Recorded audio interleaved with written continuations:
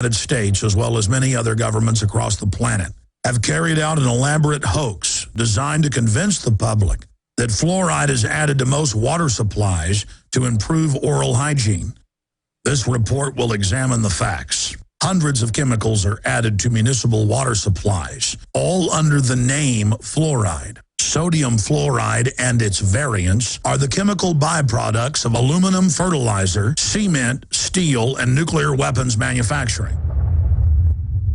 Children who ingest fluoride will actually get a form of tooth decay called dental fluorosis, dark brown stains, and tooth decay.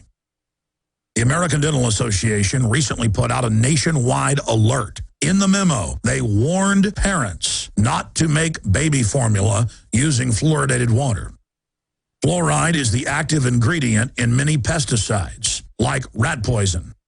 Fluoride has been proven to cause brain damage, reduced IQ, impairs memory and learning. It has been conclusively shown to cause damage in the kidneys. It has been directly linked to bone disease, bone cancer, reduced thyroid activity, and it has also been proven that it's linked to other cancers. Unfortunately, this is only the beginning of the list of medical issues directly related to the ingestion of fluoride. After years of attempting to get the city of Austin to allow our crew in to show the deadly poison-filled fluoride tanks, we were finally allowed to.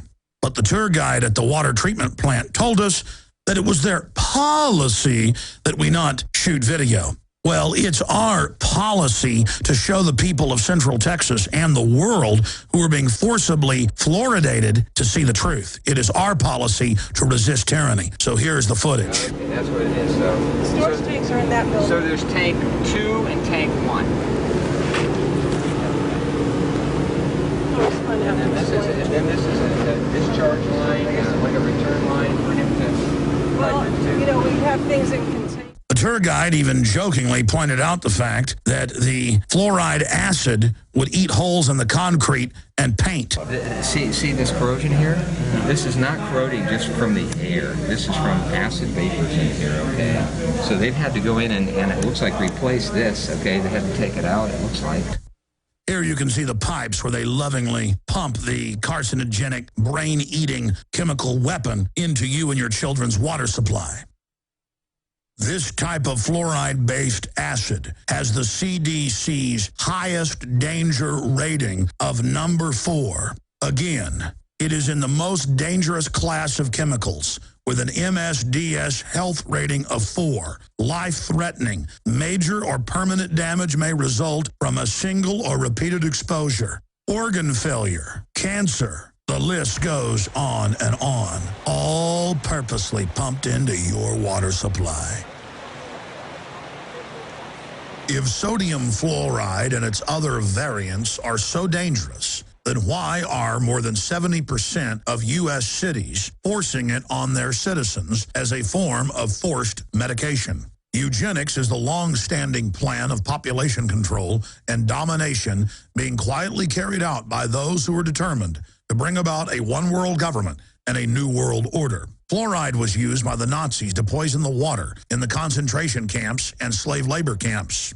The Nazis knew that the brain-damaging effects of fluoride would enable them to control the populations with more ease.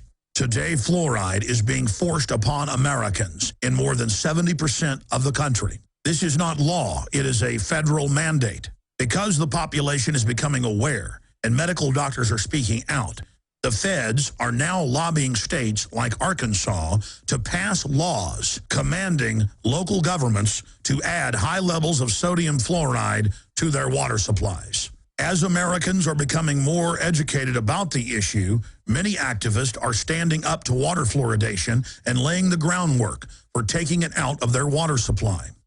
Dr. Paul Connett is the executive director of the Fluoride Action Network. Thanks to Dr. Connett's efforts, the Calgary City Council voted 10-3 to remove toxic substances from their public drinking water. A few days ago, it was finalized that Calgary in Alberta, that's 1.1 million people, are now going to be fluoride-free. Now, many other cities in the U.S. and across the world are following suit. And that's why the establishment is striking back. Tim Cameron of Mount Clemens City, Michigan, proposed to his city council to have all fluoride removed from the tap water, and won with a 6-0 vote. Agenda item 9C, request commission approval of a resolution rescinding the addition of fluoride at the City of Mount Clemens water filtration plant. I need a motion, please. Motion to approve a resolution rescinding the addition of fluoride at the City of Mount Clemens water filtration plant. Second. Roll call, please. Campbell? Yes. Drager? Yes. Gager? Yes. Hill? Yes. Johns? Yes. Flesh? Yes. Motion passed unanimously. That's what one man did by simply presenting the scientific facts to his council. State Representative Dr. Joe Hensley of Tennessee sent letters to every district in his state urging them to stop adding fluoride to the drinking water, and has had very successful results. In future reports, we will document the fact that under the name fluoride, upwards of 300+ chemicals are legally added to your water supply. Americans are forced to drink a literal toxic waste stew that is left over from different industries who would have to pay to store the toxic waste. Instead, our cities, in some cases, pay millions of dollars a year for the poison.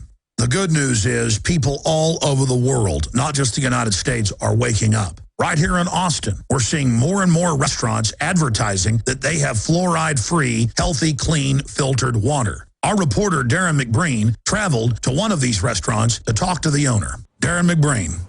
Thanks, Alex. We're standing outside of Hop Dotty's, a local hamburger restaurant located in South Austin. Now, this is just one of the many restaurants in town choosing organic and locally produced ingredients over GMO and conventionally farmed foods. However, Hop Dotty's has taken this trend one step further. They're also removing the fluoride as well as other toxins from the drinking water that they serve their customers. You'd be surprised that it's a small percentage that really appreciate it, but the ones that do understand what fluoride does to you, they are ecstatic. They love seeing that. Sodium fluoride is a chemical byproduct of aluminum, phosphate, cement, steel, and nuclear weapons manufacturing. It reduces IQ, impairs memory and learning. It has shown to poison kidney function. It causes bone disease as well as reduced thyroid activity and is a proven cause of cancer.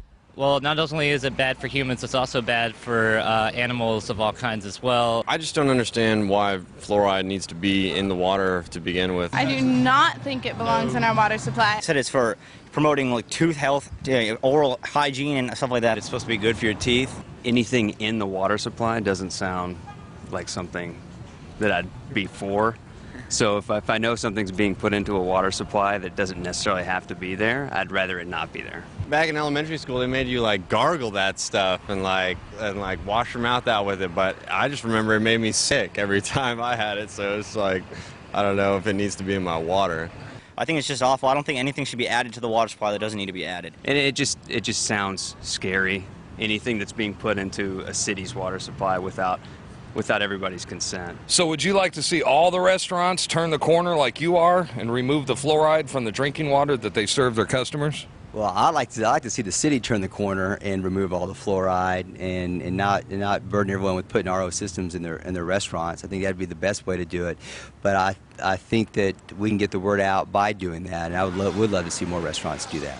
Well, you know, a lot of advocates are starting to educate people, and more people are becoming aware of the dangers of sodium fluoride. In fact, right down the street, Hop Dotty's they've made a conscious decision to remove the sodium fluoride from the drinking water that they serve their customers. What do you think about that? I think it's great. I actually go over there quite a bit. I appreciate it, yeah. I don't want, if they can filter out anything, the more filtration of the water, the better. I think it's great that they're standing by something they believe in. I'd like it if a lot more businesses started to do that. They actually spent the money to take it out of their own water supply. I think that's pretty cool. They don't need to spend money to take it out. It just needs to not be there to begin with. I'd like it personally if Austin stopped putting the fluoride in the water altogether. The majority of people we talk to on the street flat out don't approve of sodium fluoride being added to their water, which is why we applaud individual activists and activist groups like the Fluoride Action Network, who stand in the way of fluoridating public water supplies. And thanks to restaurants like Hop Dotty's playing a role in the health of their customers and their community. I'm Darren McBreen for InfoWars Nightly News. So as you can see, although not everyone's informed about fluoride, those who are don't want it added to the water. And as we've otherwise demonstrated, it's not good science. It's not good health. And it's important we recognize that, because the bioethicists of the world and the elites are trying to add more chemicals to our drinking water, such as the proposals for lithium just to treat a few people with depression. Then there's the prescription medicine that's in the water anyway. Now, we want to show you a clip from May 2011. We showed you some other clips from Dr. Paul Conant, pretty much the leading anti-fluoride activist out there, yesterday. And here in this clip, in a roundtable with Alex, they talk about some of the successes and how really the tide is beginning to turn, especially as the public becomes more aware. But at the same time, these mid-level bureaucrats have no interest in helping out the public they supposedly serve. Dr. Conant, thanks for coming in. Well, thank you, Alex. You know, water fluoridation is not the most important issue confronting our planet, but it's the easiest one to end. All you need is a strong wrist to turn off the tap. Once the tap is turned off, it's over. But you need the political will to turn the tap off, and to get that political will, we need people informed and we need people organized. Thanks to you, millions of people around the world are being informed on this issue, and thanks to fluoride-free Texas, thousands of people in the city of Austin are being informed about the issue and being organized on the issue. So we're keeping our fingers crossed that Austin, Texas will be our next big victory. A few days ago, it was finalized that Calgary in Alberta, that's 1.1 million people, are now going to be fluoride-free, and after 20 years. And people in Waterloo, Ontario, voted it out. So the squeeze is on Ontario. And don't forget that most of British Columbia and most of Quebec, the wings of Canada, are already fluoridation-free. And we're squeezing on Alberta with Calgary out. Edmonton may be next. And then we're squeezing on Ontario. If Ontario was to go, if Toronto was to go, or even Ottawa was to go, I think it would be the end of fluoridation in Canada. Meanwhile, we've got a very good organizing group in New Zealand. FAN New Zealand is excellent, and FAN Australia has just been formed. So there's a fight back everywhere. And then a few days ago, I was in Dublin, which is mandatory fluoridation. Because of American pressure back in the 1960s, Ireland has mandatory fluoridation. It's the odd man out in Europe. Only 3 countries in Europe have any fluoridation at all. England at 10%, Spain at 3%, and Ireland at 73%. But lots of people in Ireland don't want this fluoride in their water. But many other people don't know it's there. Now, you've been talking about some of the big cities that are going fluoride-free. I've seen reports like towns outside Austin, like Lago Vista, having it removed. Other cities not putting it in. Big fights in places like San Diego, where they've had to bring in supposed private money to do it. I've tried to work out for 15 years. You notice in our book, it's the last chapter, trying to understand motivations. Now, for the rank-and-file dentists and doctors, it's very simple. They're too busy treating patients to read the literature. Most of them don't. You've got a wonderful guy in Austin, Griffin Cole. He's a dentist. He has read the literature, and he's very much opposed to it.